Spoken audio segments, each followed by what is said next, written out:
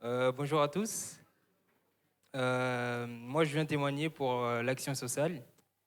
Euh, pour moi, l'action sociale que j'ai faite récemment, il s'est passé de très belles choses pour moi. Alors, je dois tout d'abord vous prévenir que j'étais le genre de personne que, lors des évangélisations avec les GDM, j'étais cette personne qui trouvait à chaque fois des excuses, qui se sentait pas prêt, qui se disait que qu'est-ce que j'allais dire en fait aux gens. Et je me rappelle lors de ma première action sociale que j'ai faite, j'étais accompagné de ma leader Madeleine. Et dans cette action sociale, en fait, j'étais plus spectateur que acteur. C'est-à-dire que je donnais des sacs, mais sans pour autant m'investir. J'étais derrière mon leader, c'est elle qui faisait tout, qui parlait. Et moi, j'étais là, juste, j'apportais les sacs. Et je me rappelle qu'à un moment, il y a eu deux jeunes qui sont passés à côté de nous. Elle m'a fait signe, va les parler. Ah, moi, je suis resté dans mon confort. Du coup, je ne suis pas allé voir les jeunes en question. Et voilà, ça s'était passé. La deuxième action sociale que j'ai faite, c'est celle que j'ai faite récemment. Bon, là, je ne sais pas ce qui s'est passé. Peut-être que parce que ma leader, elle n'était pas là. Du coup, du coup, j'étais obligé de me jeter dans le bain, quoi.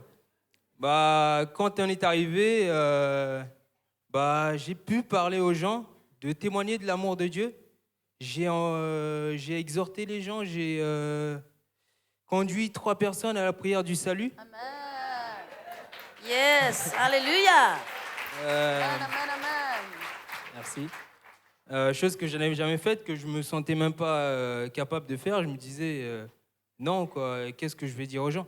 Mais ce jour-là, je ne sais pas ce qui s'est passé. J'ai parlé, j'ai exhorté, j'ai même récupéré le numéro d'un monsieur que je recontacte régulièrement dans la semaine pour savoir comment il va, pour le fortifier. Amen. Et franchement, c'était gratifiant pour moi d'entendre toutes ces histoires. Et c'est là que je me suis rendu compte que vraiment les gens ont besoin de Dieu et que nous ne pouvons pas rester assis sur nos chaises, avoir le privilège d'être sauvés, alors qu'il y a plein de gens qui sont à l'extérieur qui ont besoin d'être sauvés.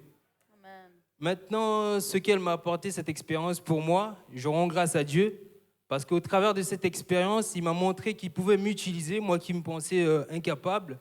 Je restais dans mon confort, mais ce jour-là, je suis sorti de ma zone de confort. J'ai fait des choses que je ne pensais pas possibles. Et tout ça pour dire que nous servons un Dieu de miracles, un Dieu qui est capable. Il suffit d'avoir un cœur disposé, de se lever pour Dieu, pour que l'onction qu'on demande à chaque fois, Dieu donne-moi l'onction, que cette onction vienne en fait. Il faut agir avant de recevoir cette onction. Donc, je vous exhorte, je vous encourage. Moi, en tout cas, ça m'a encouragé, ça m'a donné la pêche, vraiment, pour aller à l'évangélisation. Là, je suis prêt, là. Tu- tu-